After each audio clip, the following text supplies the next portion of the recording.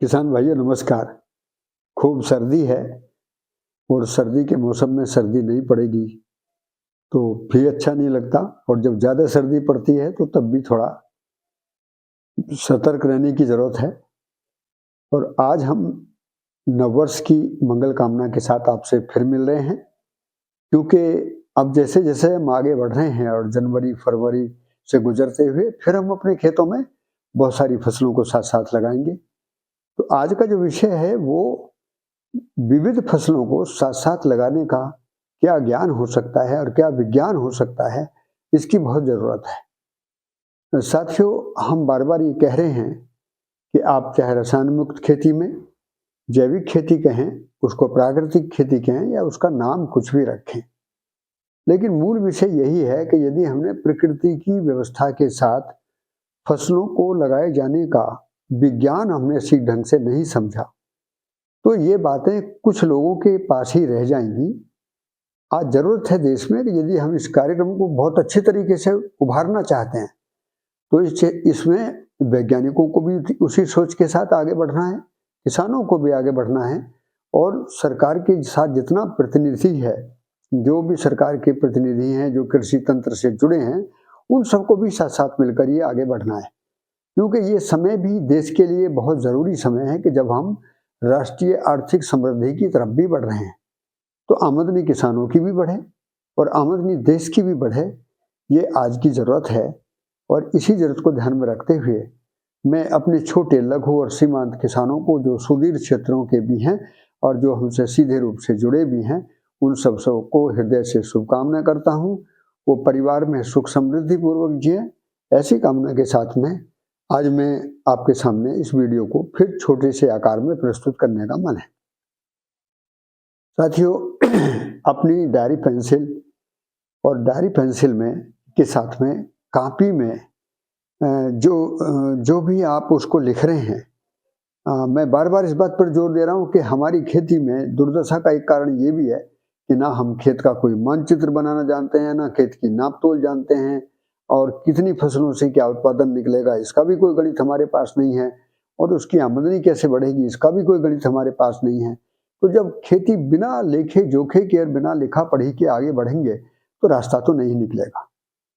आज सहकारिता के साथ भी खेती को जोड़ने की बात हो रही है, उसके लिए भी किसानों को मिलकर काम करने की ज़रूरत है, और यदि किसान मिलकर काम करेंगे, तो तभी हमको खेती में सफलता मिली है और मिलती रहेगी। और ऐसी कामना हमारे देश के पूर्व में जितने भी मनीषी रहे, ऋषि रहे, सबकी ये कामना रही कि खेती परिवार समाज का एक गहरा काम है और जिसको हम मिलकर ही पूरा कर सकते हैं। तो मैं 2-3 मुद्दे आपके सामने रखूँगा, जिन पर आप मौसम बदलते-बदलते पहले से ही मानसिक रूप से तैयारी करेंगे। और मैं तो ये भी कहूँगा किसान भाइयों कि ये जो समय है बड़ा गंभीर समय है। इसमें केवल रसायन मुक्त कह के अपने को छोटा ना करें, बल्कि परावलंबन से मुक्ति का प्रयास है ये। किसान का बाजार पर परावलंबन, किसान का हर जगह परावलंबन है। उत्पादन से लेके बाजार तक, बिक्री तक वो कहीं न कहीं दूसरे के अधीन है। तो हमको कहीं न कहीं मिलकर बहुत सारे सवालों के उत्तर खोजने हैं। तो ऐसे में आज का विषय है कि अनेक फसलों को साथ-साथ लगाएँ, तो कैसे लगाएँ? उनका क्या विज्ञान होगा? तो इसके लिए आप पहले ये सोचें कि अपनी कॉपी पेंसिल में एक तय करें कि कितने प्रकार के अनाज, कितने प्रकार के दलहन, कितने प्रकार के तेल, कितने बार फल, सब्जियाँ, मसाले, जड़ी-बूटी या पशुओं का चारा या जैसी भी इमारती लकड़ी की ज़रूरत है, जिससे हमारी आमदनी बढ़ सकती है, पर्यावरण भी ठीक रहेगा और हमारा खेत भी तंदुरुस्त रहेगा। उन सबको ध्यान में रखते हुए आप उसका एक चार्ट बना लें। जब चार्ट बनाएँगे तो आप बिल्कुल चौंक जाएँगे कि पता लगा कि हमारे इस क्षेत्र में 80 से लेकर 100 तक भी फसलें हो सकती हैं। लेकिन हम बाजार के चक्रव्यूह में फँसकर गन्ना, गेहूँ और धान पर फँस गए। तो ऐसे में एक तो मेरा ध्यान दिलाना है कि जब हम लिखित रूप से किसी चीज़ को सही तरीके से जाँच-परख के साथ आगे बढ़ते हैं, तो हमको ये पता लग जाता है कि किस चीज़ का उत्पादन कितने समय में और किस गुणवत्ता के साथ मुझे मिलेगा, उसकी बिक्री कैसे होगी और उस बिक्री के आधार पर मुझे आमदनी क्या होगी। तो ये तालिका आप ज़रूर बनाएँ। तालिका में क्या करना है? मौसम के अनुसार फसलों के नाम, उनके बीज कहाँ से मिलेंगे, बीज की मात्रा कैसी होगी, वो प्रति एकड़ में या प्रति बीघा में उसकी बीज मुझे लगाना है तो कितना बीज लगाया जाएगा, उससे मुझे कितना क्षेत्रफल देना है और उससे कितना उत्पादन मेरा आएगा, उत्पादन की बिक्री कैसे होगी। अब मैं जैविक खेती में जाता हूँ तो उसका सर्टिफिकेशन कैसे होगा, क्योंकि जैविक खेती में सर्टिफिकेशन अभी तक जैसे एकल फसल प्रणाली का ही एक कार्यक्रम रहा, लेकिन जब हम अनेक फसलों को साथ साथ लगाते हैं तो हमारा एरिया कम होता है, उत्पादन ज़्यादा आता है और उसके लिए किसान भाइयों को अपने क्षेत्र का सही मानचित्र बनाकर ये घोषणा करनी होती है, ये लिखित में दस्तावेज पेश करने होते हैं कि मेरे 1 एकड़ में इतने क्षेत्र में गन्ना था, इतने क्षेत्र में लहसुन था, इतने क्षेत्र में प्याज थी, इतने क्षेत्र में सब्जियां थी, मसाले थे, मेरी जो खेत की मेड़ है उस पर बफर जोन में 4-5 प्रकार की फसलें हैं। तो जब उत्पादन का आंकड़ा हम पूरे वर्ष का निकालते हैं तो वो आंकड़ा कई बार बहुत ज़्यादा होता है, रासायनिक खेती की तुलना में तो बहुत ज़्यादा होता है और उस पर लोगों को शक भी होता है कि इतना उत्पादन कैसे आ जाएगा, कहाँ से आ जाएगा।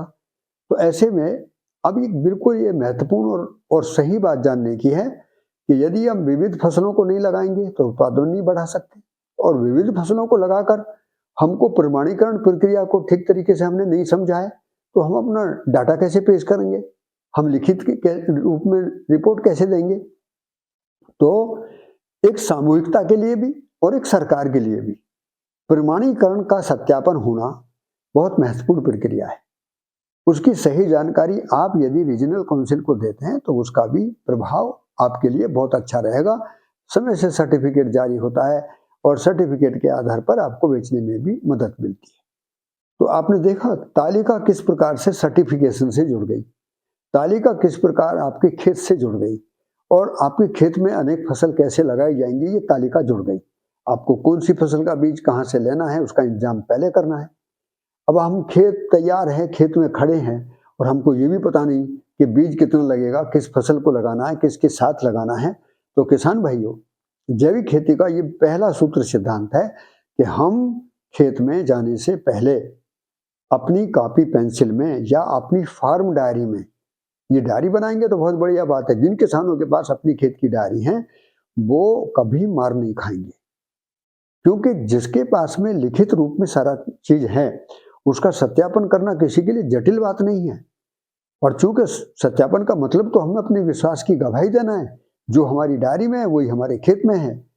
तो इस आधार पर एक तो मेरा आपसे निवेदन है कि खेत में फसल लगाने से पहले अपनी फार्म डायरी में अपने खेत का मानचित्र और खेत की फसल प्रणाली जरूर बनाएं। अब डायरी में फसल प्रणाली के बारे में तो हमने चर्चा कर दी, लेकिन फसलों का मानचित्र कैसे बनाएंगे। तो मानचित्र का मतलब है कि हम उसमें तय करेंगे कितनी प्रमुख फसल मुझे लेनी है। मान लिया गन्ना मेरी प्रमुख फसल है, तो गन्ने के साथ में जो प्रमुख फसलें हैं उन प्रमुख फसलों के साथ में सहयोगी फसल आप कौन कौन सी लगाएंगे, ये भी आपको तय करना है। मान लिया जनवरी के बाद, फरवरी के बाद कभी भी आप गन्ना लगाते हैं तो आपको उसमें प्याज भी मदद कर सकती है, गन्ने के साथ आपको कोई दलहन की फसल भी मदद कर सकती है, आप कोई सब्जी भी लगा सकते हो। बहुत सारे लोग टमाटर लगाते हैं, तरबूज लगाते हैं, बेल वाली फसलों को लगाते हैं, खीरा लगाते हैं। ये चयन तो आपको ही करना पड़ेगा। क्यों? क्योंकि एक किसान यदि सारे देश को और दुनिया को कोई तरीका बताएगा तो वो तरीका काम नहीं करता। हर खेत की मिट्टी अलग है, पानी अलग है, किसान के करने का तरीका अलग है। साथियों, हम समझ के आधार पर एक हो सकते हैं और होते ही हैं, लेकिन करने के आधार पर कभी एक नहीं होते। ना खेत समान होते, ना मिट्टी समान होती, ना पानी समान होता। इस प्रकार प्रक्रियाओं को दोहराने की कोशिश ना करें। मान लिया आप मेरे से ये भी कहें कि आप हमें चार्ट बनाकर दे दें तो मैं आपकी जरूर मदद करूंगा, लेकिन वो चार्ट जो मैंने बनाया है और जो आप अपने खेत में खड़ा होकर देखेंगे उसमें फर्क आ जाएगा। इसलिए मेरी कोशिश ये रहती है कि मैं चार्ट बनाने में आपकी मदद करूं। आपके अंदर जो सवाल उठ रहे हैं उनका उत्तर आप खुद खोजें। हम अपनी जिम्मेदारी को बढ़ाने के, अपनी मालदारी को बढ़ाने के जिम्मेदार हम हों। सरकार की उसमें क्या भूमिका है, समाज की उसमें क्या भूमिका है, बाजार की उसमें कितनी भूमिका है, हम लोगों के सहकार की उसमें कितनी भूमिका है, हमारे खेत में काम करने वाले व्यक्ति की कितनी भूमिका है, ये भूमिका तो सब हमको ही देखनी होगी ना। हमने किसी के कहने से 4-5 फसल लगा दी। हमने ये ध्यान ही नहीं करा कि पानी कहाँ से देना है, हमको उनको किस दिशा में लगाना है, किसके साथ किसको लगाना है, और हमें लेबर लगाकर उनको जब फसलें पकेंगी तो उनको निकालना भी है। और पता लगा हमने इस तरीके से लगा दिया कि उसमें निकलने की जगह ही नहीं है। तो ये इसी का नाम विज्ञान है साथियों। विज्ञान का मतलब है कि मैंने खेत को सिंचाई की दृष्टि से, लेबर की दृष्टि से, उत्पादन की दृष्टि से, गुणवत्ता की दृष्टि से, अधिक उत्पादन निकालने की दृष्टि से, और एक वर्ष में मौसम के हिसाब से कितना निकलेगा, एक वर्ष से ज्यादा वर्ष की फसलें मुझे कैसे उत्पादन देंगी, और मेरी खेत की मेड़ पर क्या मुझको लगाना है, ये पूरा का पूरा विज्ञान है। ये विज्ञान यदि आप जैविक खेती में समझकर करेंगे तो आप निश्चित रूप से सफल होंगे, मैं इसका दावा करता हूं। आप नाम कुछ भी रखिए, मूल मुद्दा क्या है, इस देश को और दुनिया को तो उस किसान की जरूरत है जिस किसान को अपने खेत पर भरोसा हो, अपने ऊपर भरोसा हो, क्वालिटी का उत्पादन करना जानता हो, उसके पास प्रमाणीकरण हो, तो उसकी आमदनी को, उसकी मालदारी को रोकने वाला कोई नहीं है। किसान भाइयों, ये विश्वास दिलाता हूं कि मैं बार बार वीडियो के माध्यम से घुमा फिराकर आपको समझ की तरफ ले जाना चाहता हूं, क्योंकि समझ ही तो आपकी पूंजी है। बाकी चीजें तो आप कहीं से खरीद सकते हैं, लेबर खरीद सकते हैं, आप यंत्र खरीद सकते हैं, आप दवाई खरीद सकते हैं, लेकिन क्या समझ भी खरीद सकते हैं? ना, समझ खरीदने में नहीं आती साथियों, समझ बाजार में नहीं बिकती। समझ तो आपके अंदर है, आप ध्यान देंगे तो समझ आएगी, आप ध्यान नहीं देंगे तो समझ नहीं आएगी। बाजार के प्रावलंबन का और बाहरी प्रावलंबन का यही असर है कि जब तक हम बाहर के प्रभाव में रहते हैं, हम अपनी समझ का इस्तेमाल ही नहीं करते। जबकि मैंने ये देखा है कि जिन किसानों ने ध्यान दिया है, हमसे भी अच्छा काम किया है। उनके खेत की फसलों को देखकर कई बार हमको बहुत खुशी होती है कि ये जब हमसे आगे निकलते हैं तो हमको बहुत अच्छा लगता है। उनके खेत का उत्पादन, उनके खेत की आमदनी को देखकर हमको भी प्रेरणा मिलती है। और मैंने तो ऐसे भी किसान देखे हैं कि जिनके खेत में जंगली जानवरों के प्रकोप थे, बंदरों के प्रकोप हैं, सिंह के प्रकोप हैं, नीलगाय के प्रकोप हैं, और जो पशु, आवारा पशु लोगों ने खोल दिए हैं, उनके प्रकोप हैं। उन सारी चीजों से भी किसानों ने बहुत अच्छे तरीके निकाल रखे, ऐसी फसलों का चयन कर रखा है, और मेड़बंदी पर इस तरीके के कभी कभी स्प्रे कर लेते हैं जिनसे अपनी फसल की सुरक्षा कर लेते हैं। साथियों, जिनके इरादे मजबूत हैं ना, वो सरकार के ऊपर निर्भर नहीं रहते, वो सरकार को कोसते नहीं हैं, सरकार को दोष नहीं देते हैं, बल्कि सरकार की योजनाओं को ठीक ढंग से समझते हैं और उनके साथ कैसे मिलकर आगे बढ़ें, ये भी उनके मन में बात बैठती है। तो आज का जो विषय था, मैंने 2 चीजें आपसे कही कि फसलों को साथ साथ लगाने के लिए, और खेत में अनेक फसल, एक खेत और फसल अनेक का जो चित्रण है, जो आपके अंदर उभरता है, ये जैविक खेती का मूल मंत्र है। ये जैविक खेती का मूल मंत्र है, तो इसको लागू कैसे करें? इसको लागू करते समय हमारे मन में अनेक सवाल खड़े होंगे। उन सवालों का उत्तर आपके पास आपकी फार्म की डायरी में है, और उस फार्म डायरी में 2 चित्र हैं बने हुए। एक चित्र में कितनी फसलें किस मौसम के साथ कितनी लंबी अवधि के लिए मुझे खेत में लगाई जानी है, उसका एक मानचित्र आप बनाएं, उसकी टेबल बना लें। और दूसरे में मेरा खेत कितनी लंबाई चौड़ाई का है, उसमें कितना क्षेत्रफल मुझे गन्ने को देना है, गन्ने के साथ कौन सी सहयोगी फसल लगानी है, मेरे खेत में हल्दी कहाँ पर मुझे लगानी है, सब्जियां मुझे कहाँ पर लगानी है, उनकी बिक्री कैसे होगी, और मैं प्रमाणीकरण के लिए यदि मैं उसकी रिपोर्ट पेश करना चाहूंगा। साथियों, भारत सरकार के द्वारा PGS India organic certification programme एक ऐसा सराहनीय कदम है, और मैं इसके लिए बार बार यशस्वी प्रधानमंत्री आदरणीय नरेंद्र मोदी जी को साधुवाद देता हूं कि उन्होंने जैविक खेती के लिए सबसे पहले ये सोचा था कि प्रमाणीकरण प्रक्रिया यदि किसानों के लिए जटिल बनी रहेगी और महंगी और खर्चीली होगी, ज्यादा उसको दिमाग लगाना पड़ेगा, तो वो तो चलेगी नहीं। आज पूरी दुनिया में भारत एक ऐसा देश है जिसमें सहकारिता के आधार पर खेती करने के लिए PGS India organic certification programme किसानों के लिए निःशुल्क है। कोई एजेंसी रीजनल काउंसिल के रूप में आपके साथ काम करेगी, वो छोटा मोटा खर्चा अपना जरूर लेगी, ताकि उसको ऑडिट करना है, आपको कुछ चीज समझाना है, उनको अपना ऑफिस में बैठकर आपका डाटा चढ़ाना है, भारत सरकार को उसकी रिपोर्ट देनी है, ताकि समय पर आपको सर्टिफिकेट मिल जाए। तो इस प्रक्रिया के लिए रीजनल काउंसिल आपसे जरूर छोटा मोटा अपनी फीस जरूर लेगी। कभी वो फीस दूरी के आधार पर बढ़ जाती है, कभी वो नजदीकी के आधार पर कम हो जाती है, तो उसके कई मानक हैं, लेकिन वो फीस इतनी ज़्यादा नहीं है कि जिसमें किसान उसको बर्दाश्त ना कर पाएँ और बहुत ही सरलता में आपका ये काम हो जाएगा। तो मैंने आज आपको कई मुद्दों को घुमाकर यही बात बताना चाहा कि यदि हम खेती का ज्ञान और विज्ञान दोनों से वंचित रहेंगे, ज्ञान का मतलब है हमको खेती क्यों करनी है, क्यों का उत्तर प्रकृति में से निकलता है। प्रकृति में उत्पादन व्यवस्था है, उस उत्पादन व्यवस्था में हम अपनी आवश्यकताओं को तय करते हैं। हमको ये अपने मन में तय कर लिया कि मुझको 1 एकड़ से 3 लाख निकालने हैं, 4 लाख निकालने हैं, 5 लाख निकालने हैं, ये तो तय आपको ही करना है ना। इसका दावा कोई पेश नहीं कर सकता। और ऐसी बहुत सारी वीडियो जो बड़े-बड़े आकार में कुछ बड़ी घोषणाएँ करती हैं, वो उनके दावे हो सकते हैं, लेकिन आपको तो अपना दावा पेश करना है। आपकी अपनी ज़रूरत है। आप अपनी ज़रूरत के आधार पर अपने खेत का मानचित्र बनाएँ कि मैं अपनी आजीविका के लिए, अपने परिवार की आवश्यकताओं के लिए, समाज गति के लिए यदि इस खेत से पैसा निकालना चाहता हूँ, तो कितना पैसा कितने उत्पादन से और कितनी फसलों से निकल पाएगा। अब आप दूसरे के कहने से आपने कुछ भी लगाया, उसकी बिक्री नहीं हुई, पैसा नहीं निकला, तो ये फिर दोषारोपण का विषय बन जाता है। इसलिए हम बार-बार कह रहे हैं, आपकी फसल प्रणाली की तालिका बनाने में हम आपकी मदद करेंगे, खेत का मानचित्र बनाने में हम आपकी मदद करेंगे और आपके मन में जो सवाल उठे तुरंत पूछो। आप बिल्कुल वीडियो पर सवाल डालो। प्रतिक्रियाएँ करने से सवाल बहुत अच्छे हैं। कई बार कोई बात समझ में नहीं आई तो आपका अधिकार है तो सवाल पूछने का, और यदि मैं जानता हूं तो उसका उत्तर देना भी मेरा अधिकार है, मेरी जिम्मेदारी है। तो ऐसी स्थिति में ये वीडियो आप तक पहुंचाने का श्रेय एक ही बात का है कि ये एक सौभाग्य हम सबको मिला है कि कोविड के बाद में ये सिलसिला चल पड़ा और अब हम दूर बैठकर भी किसी भी मौसम में, आज मैं देख रहा हूं कि बहुत ठंड का समय है, बाहर निकलने का मन नहीं था, फिर भी मन आया कि हम अपने किसान भाइयों से बात करें, उनको शुभकामना करें और नई साल में नए संकल्प के साथ आगे बढ़ेंगे। तो हमारी भी एक भागीदारी आपके साथ में मित्रता के रूप में स्वीकार आपको हो, मुझे भी अच्छा लगेगा। परिवर्तन तो करना है साथियों, परिवर्तन हम नहीं करेंगे, आने वाली पीढ़ी करेगी, कोई और करेगा।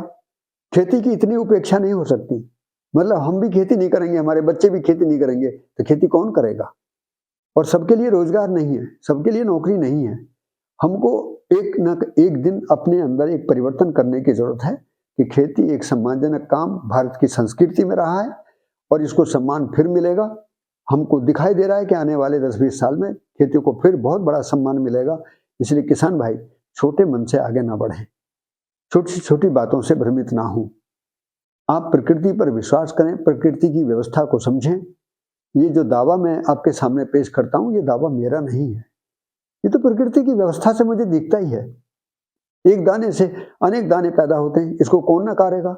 कुछ फसलें तो ऐसी हैं उनके दाने तुम गिन नहीं सकते। तो जब बीज बहुत कम मात्रा में प्रयोग होता है और उस पर फल, उसका जो बीज से बीज बनने का गुणा है वो गुणात्मक है, जिसको गिना नहीं जा सकता। ये प्रकृति का नियम है, ये मेरा और हमारा आपका और हमारा बनाया हुआ नहीं है।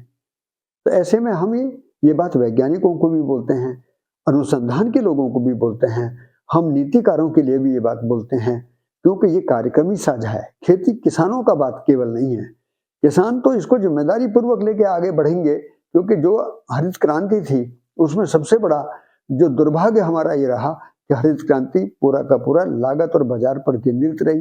कृत्रिमता इतनी हावी हो गई, हमने प्रकृति को देखना ही बंद कर दिया। अब अपनी मर्जी से हम जमीन में से पानी निकाल रहे हैं। अभी आप लोग देखिए कितने साथी हैं हमारे जिन्होंने बेमौसम अगेता धान लगाने की कोशिश की।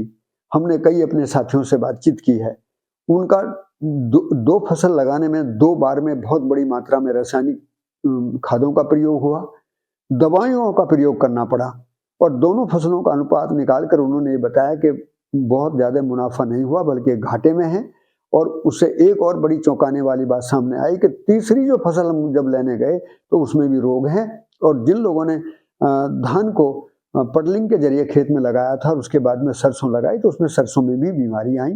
तो ये नाना प्रकार की बीमारी, कोई गेहूं की जड़ को भी कीड़ा खाने लगा, सरसों की जड़ को भी कीड़ा खाने लगा। अब जब हर जगह कीड़े लगेंगे तो साथियों ऐसी दवाइयों का प्रयोग करते करते हम लोग कहाँ पहुंचेंगे। तो ये इन बातों पर भी हमको विचार करने की जरूरत है।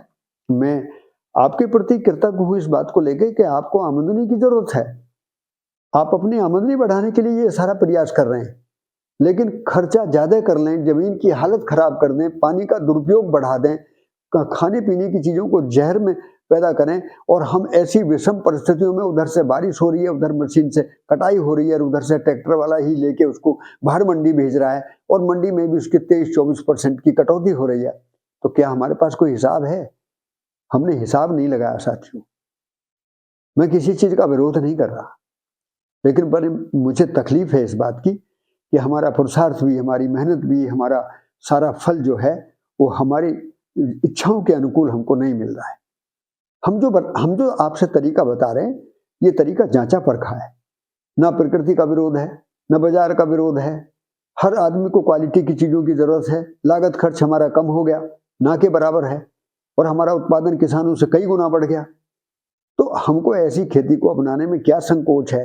यदि कोई भी संकोच आप है तो उसका सवाल आप सीधे-सीधे हमसे करेंगे, हमको भी अच्छा लगेगा। तो आज का वीडियो मैंने 2 मुद्दों को ध्यान में रखा कि आप खेत से पहले पूरी व्यवस्था को समझकर अपना फसलों का टेबल बनाएं, तालिका बनाएं और खेत का मानचित्र बनाएं और फिर यदि आपको कोई सवाल उठता है तो आप निसंकोच होकर पूछें।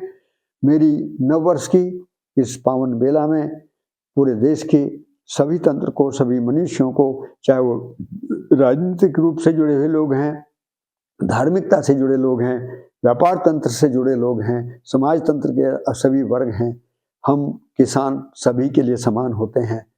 अपनी किसानी को एक सही संकल्पना के साथ लेकर आगे बढ़ेंगे, मिलकर काम करेंगे, एक दूसरे की बातचीत को ध्यान से सुनेंगे, विचार विमर्श के साथ में सफलता की ओर बढ़ेंगे।